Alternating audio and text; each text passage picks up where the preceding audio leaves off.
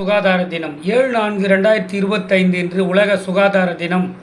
சுகாதாரத்தை பேணி காக்கும் உலகில் உள்ள அனைத்து மக்களாலும் அனுசரிக்கப்படுகிறது. மனித வாழ்க்கையில் சுகாதாரமாக இருப்பது நல்ல அடிப்படையாகும். அனைவரும் நல்ல ஆரோக்கியத்துடன் வெற்றி பெற சுகாதாரம் முக்கிய பங்கு வகிக்கிறது. உலக நலவாழ்வு நாள் வேர்ல்டு ஹெல்த் டே என்பது உலக சுகாதார அமைப்பின் அனுசரணையுடன் ஒவ்வொரு ஆண்டும் 7 ஏப்ரல் கொண்டாடப்படுகிறது. 1948ஆம் ஆண்டில் இடம்பெற்ற உலக நலவாழ்வு மன்றத்தின் கூட்டம் ஒன்றில் ஒவ்வொரு ஆண்டும் 1950இல் இருந்து உலக நலவாழ்வு நாளாக கொண்டாடப்படுவதாக தீர்மானிக்கப்பட்டது. அன்றிலிருந்து உலக நலவாழ்வு நிறுவனத்தால் முக்கியமான நலவாழ்வு தொடர்பான கருப்பொருளை மையமாக கொண்டு கொண்டாடப்படுகிறது. நலவாழ்வு கேடுகள் எல்லை கடந்து நிற்பவை. வளமான எதிர்காலத்திற்காக நலவாழ்வே பாதுகாப்பை உறுதிப்படுத்தும். பாதுகாப்பின்மை உடல் நலக்கேட்டை உண்டு பண்ணும்.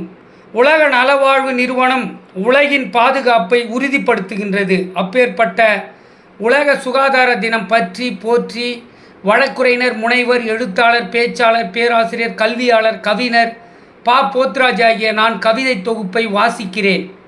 ஆண்டில் ஏப்ரல் 7 வரும் உலக சுகாதார தினம். இது மக்களுக்கெல்லாம் உலக ஆதார தினம்.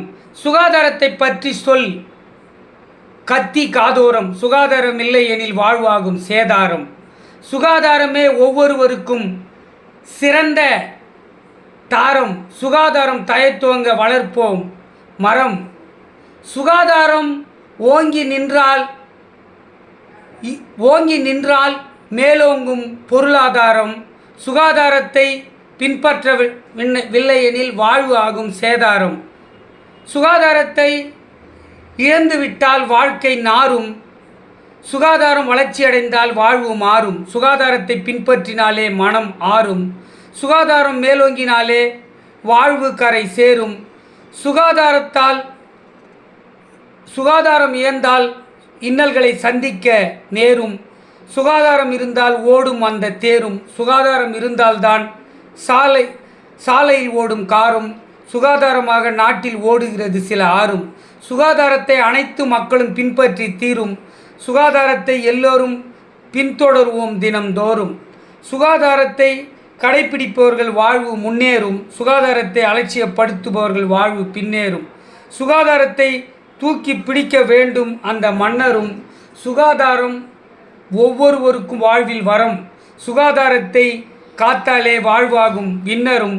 உலக சுகாதாரம் வளர்ந்தால் வாழ்வு மலரும்.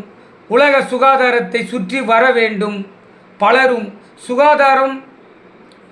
சுகாதாரம் வளர்ச்சி அடைந்தால் அதை பார்த்து உலகமே அலரும் என்று உலக சுகாதார தினம் பற்றி கவிதை தொகுப்பை வாசித்து முடிக்கிறேன். கவிஞர் போத்ராஜ்.